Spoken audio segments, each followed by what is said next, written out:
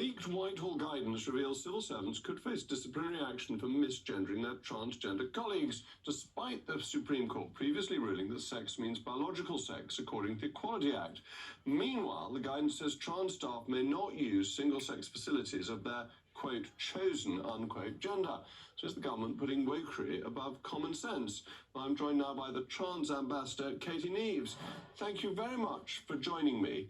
This seems to me to be quite complicated and slightly contradictory, that if you can't misgender people, how do you stop somebody who is a man going to the ladies' loos? Before they do that, can I just ask you, do you prefer to be called Sir Jacob or Jacob? I just want to be polite. Oh, no, you're very, very polite. Thank you. Jacob is absolutely fine. Thank you very much. Thank you. I just think it's polite to be able to call people what they prefer. Absolutely. So let's go away from toilets to begin with, and let's just go on to, this is just all about politeness and making people happy. And surely, if you have the chance to make someone happy by calling them what they prefer to be called, and their preferred pronouns and their preferred name, then surely that would be a better thing. The world would be a better place. And you're a very polite person. Surely you would agree with that.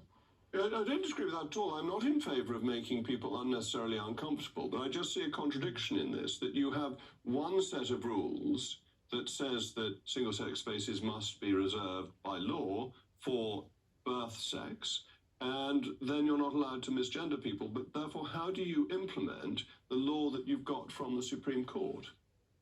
Well, the thing is, the Supreme Court only looks at one particular law. So I have a gender recognition certificate, and so in all the other laws, every other law in the UK, I am legally female, except now, because of the Supreme Court ruling, the Equality Act 2010.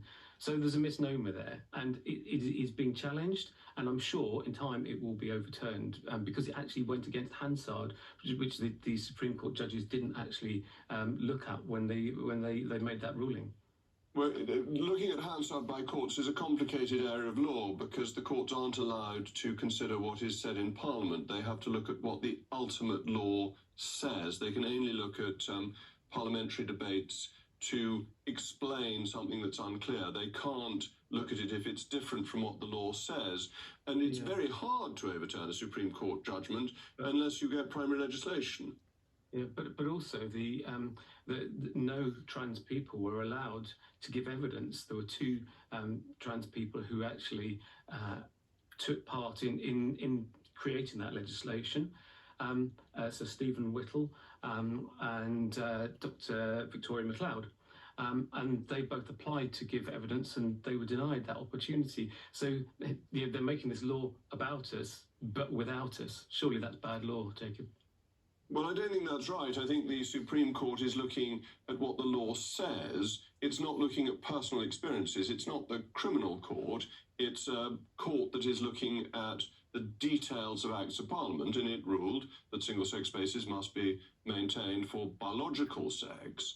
And I think this therefore clashes with the civil servants' guidance that we've seen come out today, and that seems to me to be a problem. So, accepting your first point, that you want to be polite to people and you want to be called Katie Neves, that's your business, that's fine by me. That is my name. I changed it by deed poll 8 years ago.